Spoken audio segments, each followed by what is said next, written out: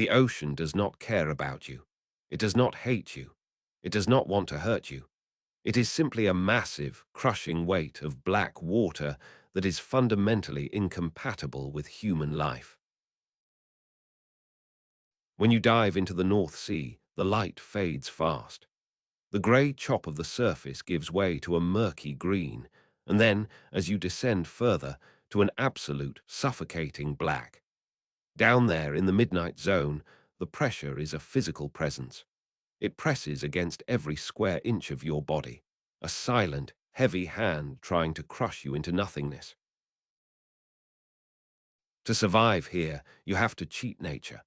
You have to breathe a cocktail of gases that sounds like a cartoon gag, helium and oxygen, but which is the only thing keeping the nitrogen in your blood from turning into lethal bubbles. You have to saturate your tissues with this mixture, letting the gas seep into your bones, your muscles, your brain, until your internal pressure matches the crushing weight of the ocean outside. You become a creature of the deep. You can no longer just swim to the surface. If you do, the gas inside you will violently expand, tearing you apart from the inside out.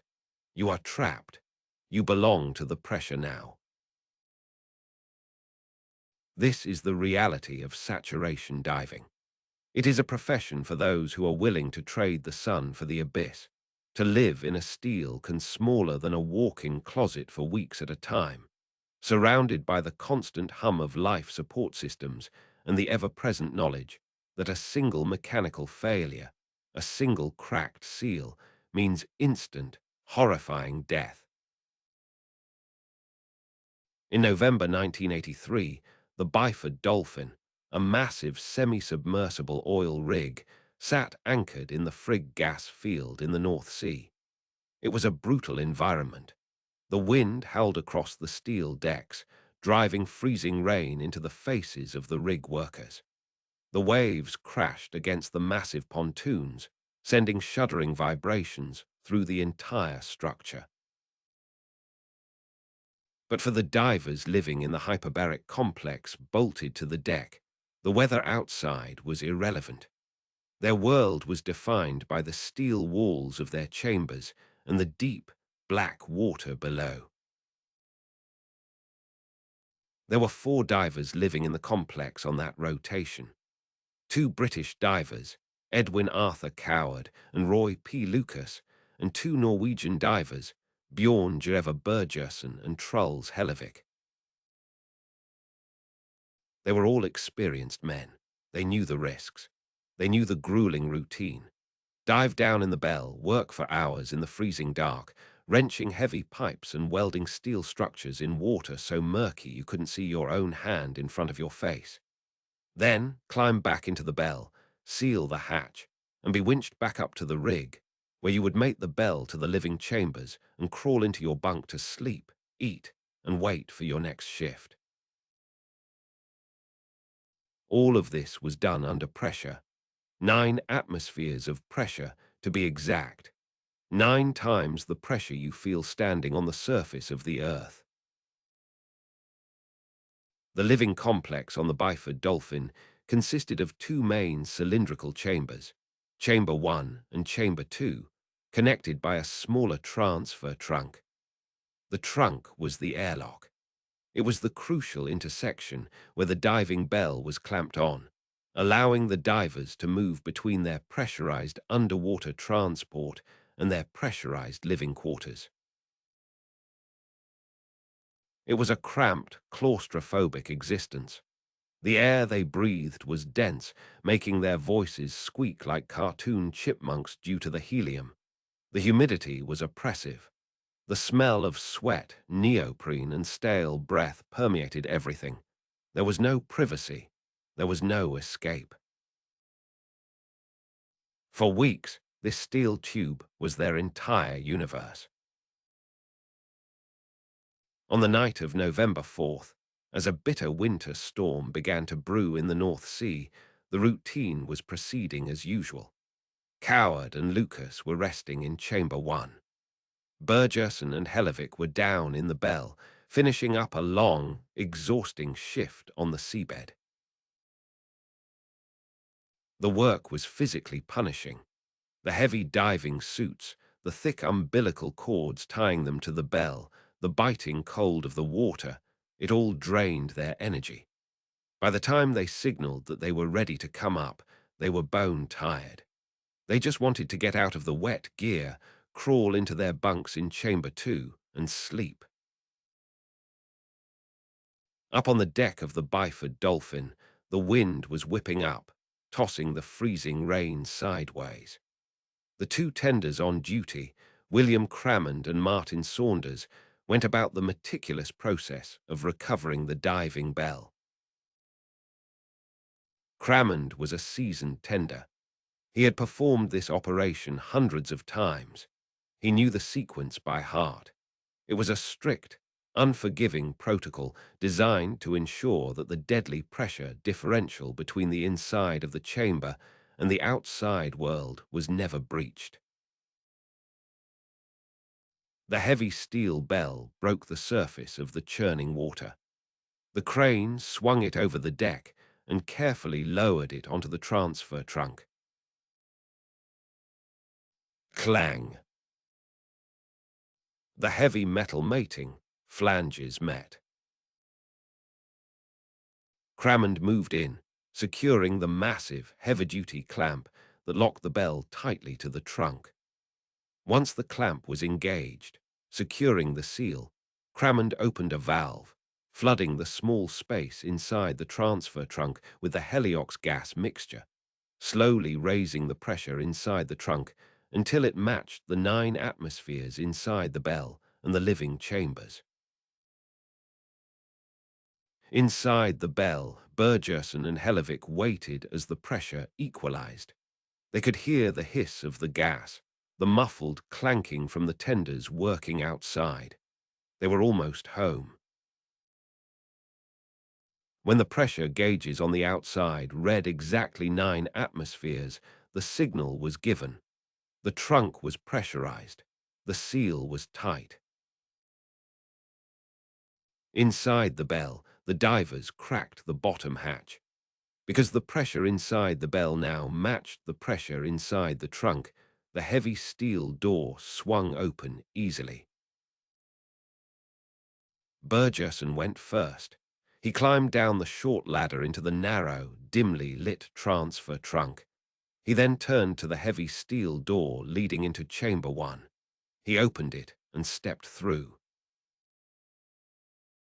Chamber 1 was small, barely large enough for Coward and Lucas, who were resting in their bunks. Burgerson squeezed past them, moving toward the door that led into Chamber 2, where his own bunk was waiting. Behind him, Hellevick climbed down from the bell and dropped into the transfer trunk. He turned toward Chamber 1, following Burgerson. The routine was automatic. Once both divers were through the door and into Chamber 1, Hellevick would turn around, pull the heavy steel hatch shut, and secure the internal locking mechanism. This was the critical moment, the point of no return. Once Hellevick secured the lock, he would knock on the steel hull or use the intercom to signal to the tenders outside. The door is sealed. We are secure. Only then, and strictly only then, would William Crammond open the vent valve on the outside, releasing the 9 atmospheres of pressure from the transfer trunk. Once the trunk was safely depressurized down to 1 atmosphere, Crammond would finally release the heavy clamp holding the diving bell, allowing the bell to be moved away for maintenance. It was a simple, logical sequence. Close door, lock door, signal tender, depressurized trunk, release clamp. Truls Hellevick, exhausted and dripping wet, stepped through the doorway into Chamber 1. He turned around. He reached out and grabbed the handle of the heavy steel hatch separating the chamber from the transfer trunk. He pulled it toward him. The door swung shut. But before Hellevik could engage the locking mechanism, before he could tap on the hull, before he could even utter a word over the intercom, on the outside of the chamber, beneath the harsh deck lights and the driving rain, William Crammond reached out his gloved hand. For a reason that will forever remain buried in the icy depths of the North Sea, a reason that has been debated, analyzed, and agonized over for decades. Crammond did not wait for the signal. He did not open the vent valve to depressurize the trunk. Instead, Crammond reached directly for the massive steel clamp, holding the diving bell to the trunk. And he opened it. The transfer trunk was still fully pressurized at 9 atmospheres. The living chambers were pressurized at 9 atmospheres. The door separating them was pulled shut, but not locked. The heavy steel clamp gave way. The laws of physics are absolute. They do not care about exhaustion or miscommunication or human error. When highly compressed gas is suddenly released from its confinement, it seeks equilibrium with terrifying violence. The 9 atmospheres of heliox gas inside the transfer trunk exploded outward into the 1 atmosphere environment of the rig deck. The force was apocalyptic. The massive diving bell, weighing tons, was launched violently upward and away from the trunk, hurled by the erupting geyser of escaping gas. But the nightmare had just begun. Because Hellevik had not yet locked the inner door, the sudden, violent depressurization of the trunk created an immense, irresistible vacuum. The heavy steel door to Chamber 1 was blown violently open. In a fraction of a millisecond, the 9 atmospheres of pressure keeping the 4 divers alive inside the massive steel chambers vanished. It did not hiss out. It did not leak. It shattered the air. The explosive decompression was instantaneous. The pressure dropped from 9 times the normal atmospheric weight down to 0 in less than the blink of an eye. The sound was a deafening, concussive roar, a blast wave that shook the massive oil rig and drowned out the howling storm. On the deck, William Crammond was standing directly in the path of the escaping gas and the flailing diving bell. The blast struck him with the force of a bomb. He was killed instantly, his body thrown backward across the wet steel deck. Martin Saunders, standing slightly further away, was caught in the shockwave and violently hurled backward, suffering severe injuries, but miraculously surviving. Inside the chambers, the sudden, total absence of pressure enacted a horror upon the human body that forensic pathologists had never before witnessed. Edwin Coward, Roy Lucas, and Bjorn Burgesson were fully inside the chambers. When the pressure vanished, the gases dissolved in their blood and tissues. The helium and nitrogen that had saturated every cell of their bodies violently expanded. This was not the bends. This was not the painful formation of small bubbles in the joints. This was ebulism. The boiling point of their bodily fluids instantly dropped below their actual body temperature. Their blood literally boiled in their veins. The massive, instantaneous expansion of gas tore through their circulatory systems. Large pockets of free gas formed in their hearts, their arteries, their organs. The delicate alveoli of their lungs ruptured under the catastrophic expansion. The mechanical force of the expanding gas crushed their internal structures. They died instantly, a mercifully quick end before their brains could even register the sound of the blast. But for Truls Hellevik, the man standing in the doorway, the physics of the disaster played out in a way that defies comprehension. Hellevik was caught directly in the path of the escaping gas.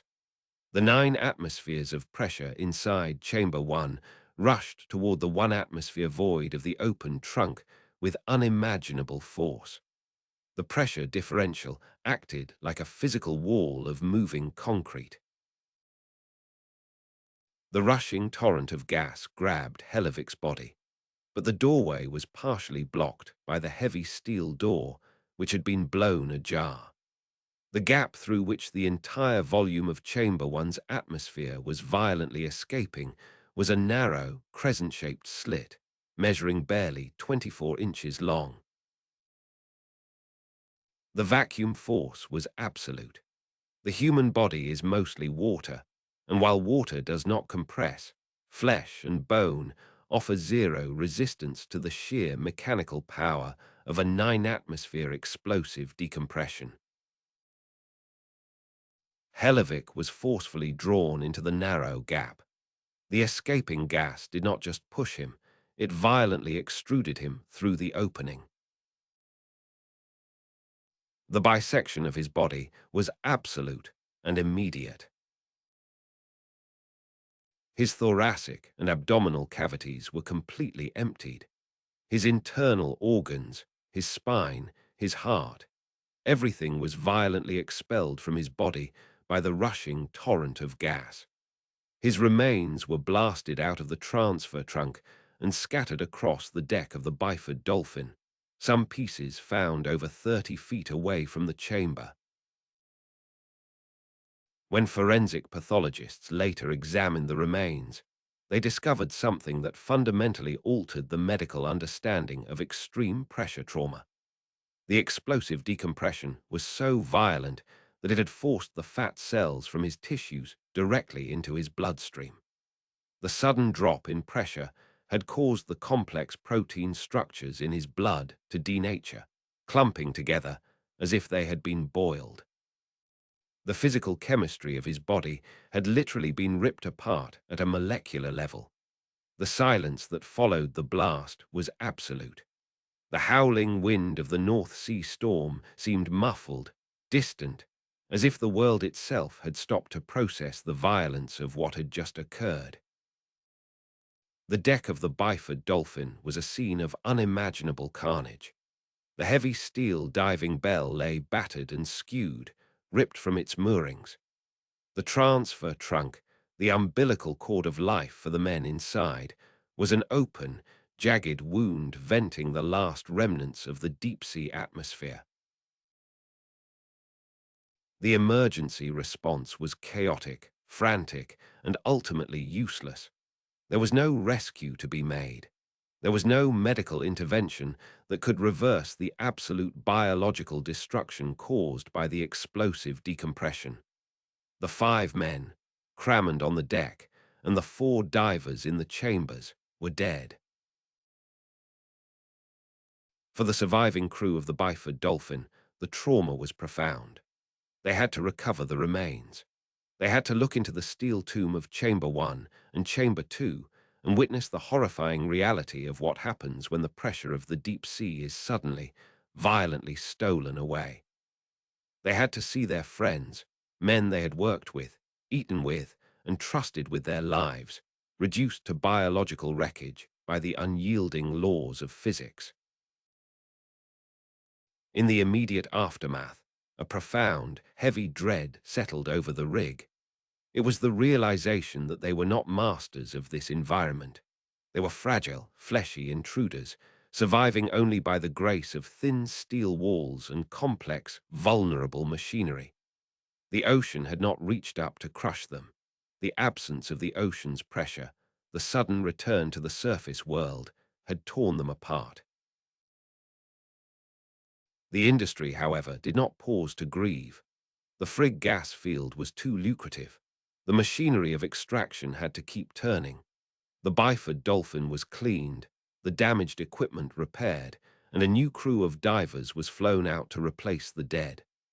The blood was washed from the steel decks, but the stain of the tragedy lingered, a dark, heavy shadow hanging over every dive, every turn of a valve, every closing of a hatch. The official investigation moved swiftly, desperate to find a cause and close the book on the disaster. The Norwegian authorities and the diving contractors focused intensely on the actions of William Crammond. He was the tender who opened the clamp. He was the man whose hand initiated the catastrophic failure. Because he was dead, he was the perfect scapegoat. The official report concluded that Crammond had inexplicably, perhaps due to fatigue or a misheard communication, released the clamp before the inner doors were sealed and the trunk was depressurized. It was ruled a tragic, isolated incident of human error. But for the families of the victims and for the tight-knit community of North Sea divers, this explanation was not just unsatisfying, it was an insult. They knew William Crammond. He was meticulous. He was experienced. The idea that he would simply forget the most fundamental life-or-death rule of saturation diving was absurd. They knew the reality of life on the rigs. They knew that the intercom systems were crackly and unreliable, often drowned out by the roar of the machinery and the howling wind. They knew that the divers were pushed to their physical and mental limits, working exhausting shifts in terrifying conditions. More importantly, they knew the equipment. As independent experts and angry divers began to dig into the engineering of the Byford Dolphin's hyperbaric complex, a chilling truth emerged. The system was fundamentally flawed. It was a ticking time bomb, relying entirely on flawless human execution without a single physical failsafe. There was no mechanical interlock on the clamp. A simple, inexpensive locking mechanism, standard in almost every other high-pressure industry, would have made it physically impossible for Crammond to open the clamp while the trunk was pressurized. If that lock had existed, 5 men would still be alive. Furthermore, rumors began to circulate about the heavy steel door to Chamber 1. The door Trulls Hellevik was trying to close. Divers who had previously worked on the Byford Dolphin reported that the door was temperamental, that the locking mechanism was prone to sticking, making it incredibly difficult to secure quickly in the cramped, humid environment. If the door was faulty, it meant Hellevik never stood a chance. The narrative shifted from one of tragic human error to one of gross corporate negligence. The oil companies and the diving contractors had prioritized speed, efficiency, and profit over the basic safety of the men they sent into the abyss. They had built a system that allowed a single momentary mistake or a single faulty hinge to trigger an apocalyptic catastrophe. The anger among the divers galvanized into action. They formed the North Sea Divers Alliance, a brotherhood united by grief and a demand for justice. They refused to let the official narrative stand. They refused to let their friends be blamed for a disaster caused by cheap engineering and corporate greed. The legal battle that ensued was a grueling, decades-long war of attrition. The families and the alliance fought the Norwegian government and the massive oil conglomerates in court, facing down armies of corporate lawyers and the overwhelming financial power of the industry. For 25 years they fought. They gathered evidence, they tracked down witnesses, they refused to be silenced. They were fighting not just for compensation, but for the truth. They wanted the world to know that the men of the Byford Dolphin did not die because of a careless mistake. They died because they were placed in an unforgiving environment with equipment that was designed to fail. The relentless pressure eventually broke the dam. In 2008, a quarter of a century after the blast, the Norwegian government released a new, comprehensive report. The findings were a total vindication for the alliance. The report officially acknowledged that the diving system on the Byford Dolphin was unsafe. It admitted that the lack of fail-safe mechanisms and the potential faultiness of the chamber doors were primary contributing factors to the disaster.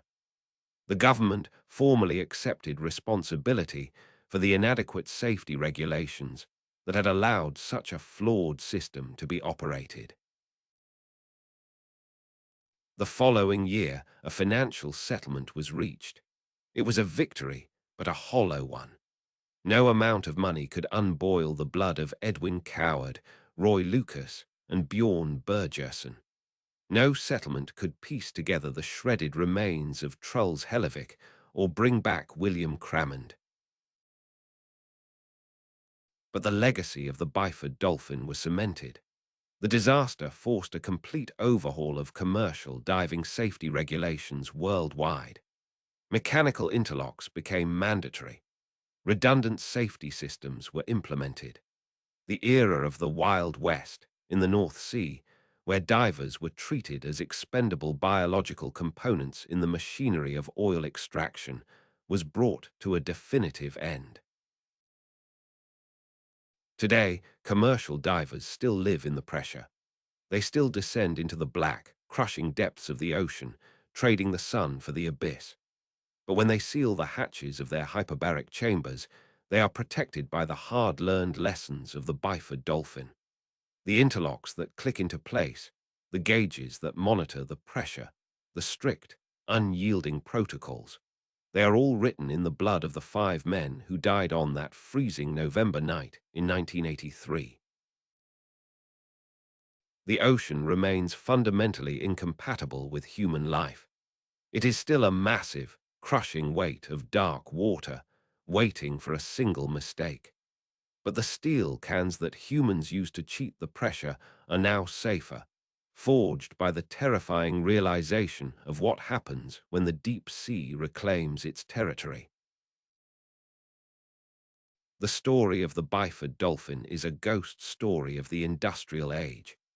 It is a reminder that when we push the boundaries of human endurance, when we venture into environments where we do not belong, the margin for error is zero. And when the laws of physics are violated, the consequences are immediate, absolute, and unspeakably horrifying.